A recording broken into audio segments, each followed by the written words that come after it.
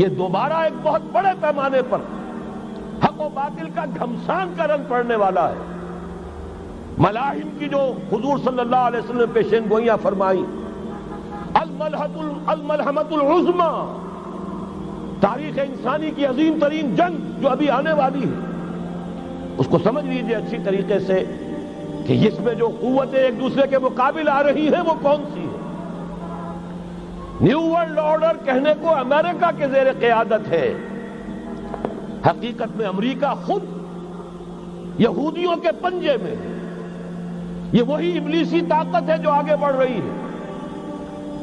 عالم عرب کو فتح کرنے کے بعد اب ان کے پاس اگلا عالم اسلام کا حصہ ہے، غیر عرب مسلم ورلڈ۔ ایران ہے، اس کے شمال مشرق میں ترکستان ہے، روسی اور چینی، مشرق میں افغانستان ہے، پاکستان ہے۔ یہ ایک بہت بڑا سالڈ بلاک ہے۔ اس کے بعد اگرچہ ہندوستان آتا ہے، بھارت، ظاہر بات ہے کہ وہاں مسلمان اقلیت میں ہے سوائے کشمیر کے، لیکن یہ نوٹ کیجئے کہ وہاں بھی کم سے کم 15-18 کروڑ مسلمان موجود ہیں۔ آج بھی دنیا کا سب سے بڑا ملک جس میں مسلمانوں کی تعداد اور جن کی نفری سب سے بڑھ کر ہے وہ بھارت ہے۔ اس کے بعد پھر انڈونیشیا، ملائیشیا ہے، اس سے آگے ہے پھر فار ایسٹ، ابھی انہیں فتح کرنا ہے۔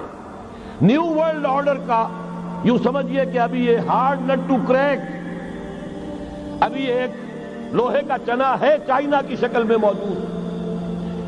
اور مجھے یاد آ رہا ہے ڈی گال کے الفاظ بہت سے لوگوں نے سنے ہوں گے، اس نے کہا تھا کہ ہم نے خام خواہ روس کو اپنا دشمن بنا لیا ہے، وہ تو ہمارا بھائی ہے، وائٹ ریسس، وہ تو بنیادی طور پر یورپین قوم ہے۔ Beware of the yellow masses of the east, تمہیں گھبرانا چاہیے، تمہیں خبر لینی چاہیے۔ وہ مشرق بعید کے جو زرد رو لوگ ہیں، China, Indo China, Japan, yellow races, ابھی اس نیو ورلڈ آرڈر کے لیے جو فتح عالم اور تسخیر عالم کا پروگرام ہے، اس میں پہلے غیر عرب مسلمان دنیا اور پھر یہ فار ایسٹ کا خاص طور پر یلو ماسز، یہ ہے کہ جنہیں ابھی انہیں ٹیکل کرنا ہے۔ اور اسی لیے میں عرض کرنا چاہتا ہوں، حقائق ہمارے سامنے رہنا چاہیے۔ یہ 45 برس کے بعد امریکہ کو کیسے خیال آ گیا کہ کشمیر کا مسئلہ واقعی ہے، ساقی نے کچھ ملا نہ دیا ہو شراب میں؟ یہ کہاں سے رابن رافیل آئی پچھلے سال اور مسئلے کو زندہ کر کے چل دی؟ ہم خوش ہوئے، امریکہ نے مان لیا۔ حقیقت میں امریکہ کی نظر ہے اور وہ اس کو چاہتے ہیں کہ ایک دوسرا اسرائیل بنائے، آزاد بنا کر اس کو اپنے تسلط میں لیں۔ اس لیے کہ اگر جو پروگرام ہے، اگر وہاں پر فرض کیجئے بہت مطالبہ ہمارا مان لیا جائے، پلیبسائٹ کرایا جائے، اس کا نتیجہ کیا ہوگا؟ آپ کو آزاد کشمیر سے بھی اپنی فوجیں نکالنی پڑیں گی، آپ کو گلگت اور بلتستان سے بھی فوجیں نکالنی پڑیں گی، بھارت بھی ادھر سے فوجیں نکالے گا، اور رہ جائے گا کون؟ یہ ٹھاٹ پڑا رہ جائے گا جب لاج چلے گا بنجارہ، رہ کون جائے گا؟ پھر تو وہی راج کرے گا جو یو این او پر قابض ہے، اور پھر ظاہر بات ہے کہ اس کے پاس دولت کے انبار اور جو بھی ان کی چالاکیاں اور ہوشیاریاں ہیں، ہو سکتا ہے کہ وہ اسے ایک نئے اسرائیل کی شکل دے دیں۔ بہرحال ایک طرف تو بدی کی یہ قوتیں ہیں، اس کے مقابلے میں خیر کی قوت کون سی ہے؟ خیر کی توقع کہاں سے؟ اس سے پہلے کہ میں اس موضوع پر آؤں، اب میں آپ کے سامنے وہ نوید خلافت جو میری آج کی گفتگو کا عنوان ہے، اگرچہ کنٹراسٹ بہت بڑا ہے، حالات اتنے خراب، خیر کی کوئی امید نہیں، کہیں سے کوئی اچھی خبر نہیں آتی، لیکن یہ کہ وہ نوید خلافت سب سے پہلے تو انہی دونوں آیات کے حوالے سے، واللہ متم نورہ ولو کرہ الکافرون، اللہ لازماً اپنے نور کا اتمام فرما کر رہے گا چاہے یہ کافروں کو کتنا ہی ناگوار ہو۔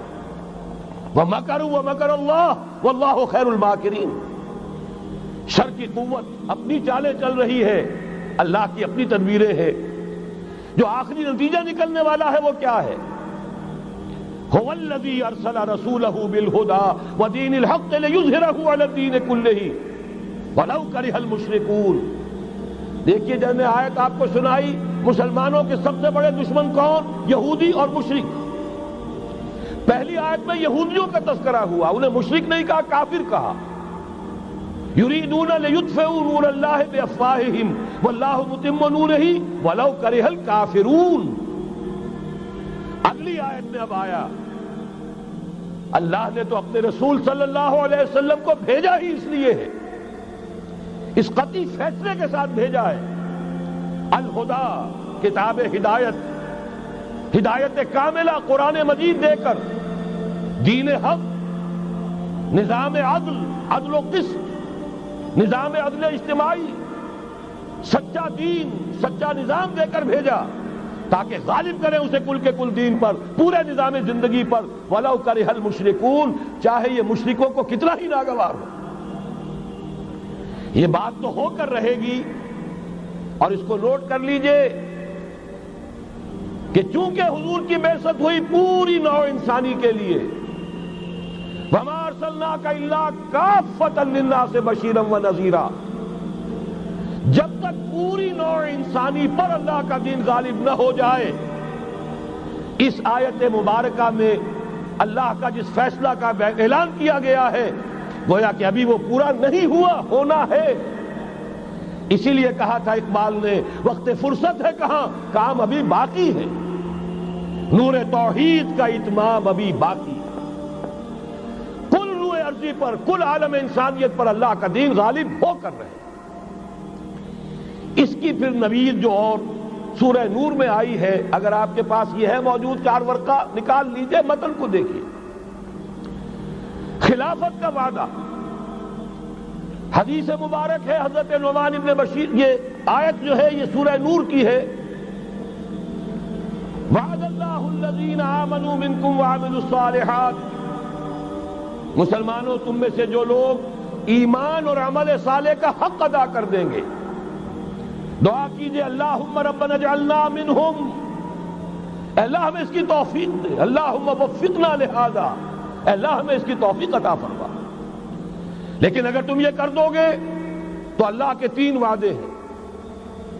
لَيَسْتَخْلِفَنَّهُمْ فِي الْأَرْضِ كَمَا اسْتَخْلَفَ الَّذِينَ مِن قَبْلِهِمْ، انہیں زمین میں خلافت عطا کرے گا لازماً، جیسے کہ ان سے پہلوں کو عطا کی تھی. یاد کر لیجئے وہ آیت سورہ صاد کی، یا داؤد انا جعلناک خلیفۃ فی الارض، جیسے حضرت داؤد حضرت سلیمان کو خلافت اور حکومت عطا کی، ایسے ہی مسلمانوں تمہیں عطا کرے. وَلَيُمَكِّنَنَّ لَهُمْ دِينَهُمُ الَّذِي ارْتَضَىٰ لَهُمْ، اور ان کا وہ دین اسلام جو اللہ نے ان کے لیے پسند کر لیا ہے اسے تمکن، غلبہ عطا کرے گا. وَلَيُبَدِّلَنَّهُمْ مِن بَعْدِ خَوْفِهِمْ أَمْنًا، اور وہ بدل دے گا خوف کی حالت کو امن کی حالت سے. یہ 3 وعدے اصل میں ایک ہی ہیں. مسلمانوں کو خلافت عطا ہو جائے، ظاہر بات ہے دین کا غلبہ ہوگا. دین کا غلبہ ہو گیا، مسلمانوں کی حکومت ہو گئی، مسلمانوں کے لیے کوئی اندیشہ نہیں، خوف نہیں. اب نوٹ کیجئے تاریخی اعتبار سے جو اب وہ خیر کی بات چلنی شروع ہوئی، یہ آیت نازل ہوئی ہے سن 5 کے اواخر میں یا سن 6 کے شروع میں.